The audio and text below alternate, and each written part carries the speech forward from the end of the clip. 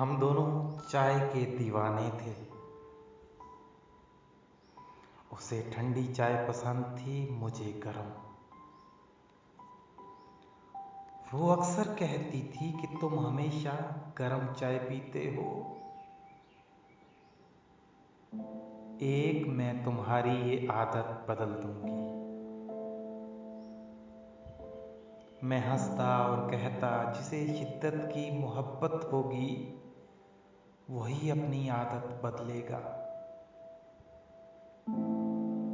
तुम्हें मुझसे मोहब्बत हुई तो तुम गरम चाय पीने लगोगी, और अगर मुझे तुमसे मोहब्बत हुई, जब तक जीऊंगा चाय ठंडी करके पीऊंगा। वो मुस्कुराती रहती और अस्बात में सर हिलाती रहती। फिर अचानक यूं हुआ कि मोहब्बत की मंजिल ठुकरा कर उसने रास्ता बदल लिया। उसने शादी कर ली और हमेशा के लिए जुदा हुई। उसके बाद मेरी आदतें बदल गईं।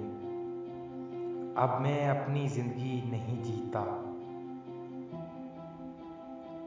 उसके याद के लम्हों में जी रहा हूँ। बरसों से चाय ठंडी करके पी रहा हूँ।